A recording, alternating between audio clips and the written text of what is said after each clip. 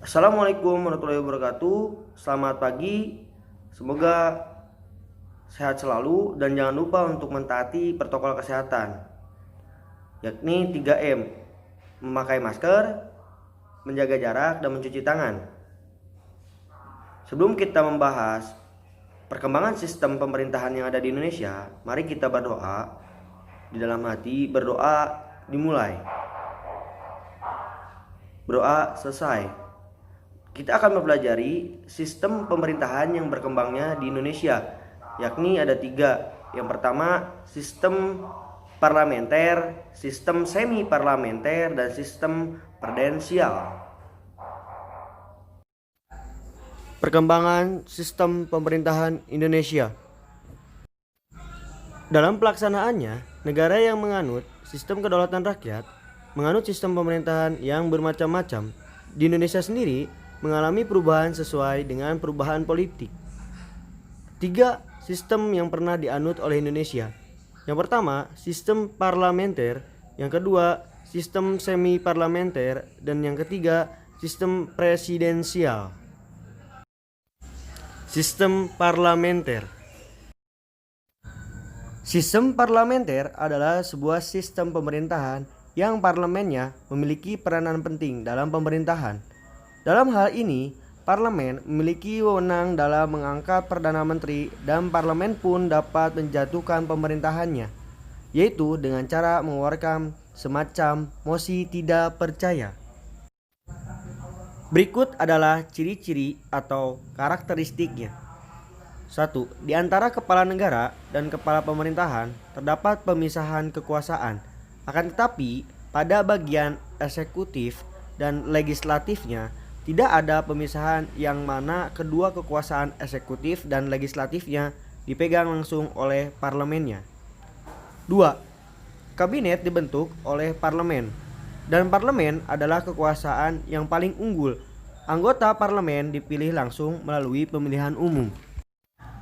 3. Presiden atau raja dalam suatu negara hanya memiliki kekuasaan yang simbolis saja, di luar kekuasaan eksekutif dan legislatif sebagai kepala negaranya. 4. Memiliki supremasi primer dalam sistem menteri atau parlementer, karena Perdana Menteri sebagai kepala pemerintahan perannya sangat penting dan memiliki banyak kekuasaan. Di legislatif, dia adalah pemimpin sementara. Di eksekutif, dia adalah pemimpin Dewan Menteri. 5.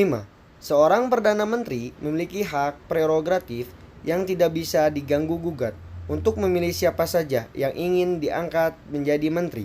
Dan 6. Anggota parlemen bisa menjatuhkan mosi tidak percaya untuk menjatuhkan Perdana Menteri apabila ada hal yang tidak disetujui dari kebijakan Perdana Menteri. Sistem semi parlementer. Sistem semi parlementer adalah sistem pemerintahan yang menggabungkan kedua sistem pemerintahan, yakni presidensial dan parlementer. Terkadang, sistem ini juga disebut dengan dual eksekutif atau eksekutif ganda. Dalam sistem ini, presiden dipilih oleh rakyat sehingga memiliki kekuasaan yang kuat. Presiden melaksanakan kekuasaan bersama-sama dengan Perdana Menteri. Indonesia sempat menggunakan sistem ini sebagai dasar hukumnya dalam penyelenggaraan pemerintahan Republik Indonesia Serikat.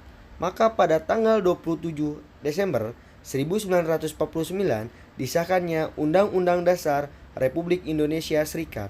Hal tersebut berdampak pada bentuk negara, yaitu berbentuk federasi dengan sistem semi parlementer.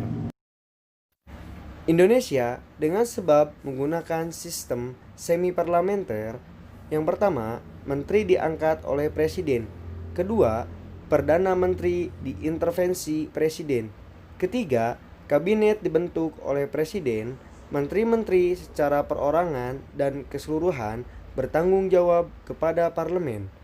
Dan keempat, presiden berkedudukan sebagai kepala negara dan kepala pemerintahan. Sistem presidensial. Sistem presidensial atau disebut juga dengan sistem kongresional merupakan sistem pemerintahan negara republik di mana kekuasaan eksekutif dipilih melalui pemilu dan terpisah dengan kekuasaan legislatif. Ciri-ciri pemerintahan presidensial yaitu 1. Dikepalai oleh seorang presiden sebagai kepala pemerintahan sekaligus kepala negara. 2. Kekuasaan eksekutif presiden diangkat berdasarkan demokrasi rakyat dan dipilih langsung oleh mereka atau melalui Badan Perwakilan Rakyat. 3. Presiden memiliki hak prerogatif atau hak istimewa untuk mengangkat dan memberhentikan menteri-menteri yang memimpin departemen dan non-departemen. 4. Menteri-menteri hanya bertanggung jawab kepada kekuasaan eksekutif, bukan kepada kekuasaan legislatif. 5. Kekuasaan eksekutif tidak bertanggung jawab kepada kekuasaan legislatif. Dan 6. Kekuasaan eksekutif tidak dapat dijatuhkan oleh legislatif. Landasan Indonesia menggunakan sistem presidensial, yakni Undang-Undang Dasar 1945 mengamanatkan bahwa sistem pemerintahan Indonesia yang harus dilaksanakan adalah sistem pemerintahan presidensial. Hal ini tersurat pada pasal 4 ayat 1 Undang-Undang Dasar 1945 berbunyi, Presiden Republik Indonesia memegang kekuasaan pemerintahan menurut Undang-Undang Dasar, dan dijelaskan pada pasal 17 ayat 1, 2, 3 sampai 4 Undang-Undang Dasar 1945. Cukup sekian untuk pertemuan PPKN hari ini. Semoga bermanfaat. Billahi taufiq wal hidayah. Wassalamualaikum warahmatullahi wabarakatuh.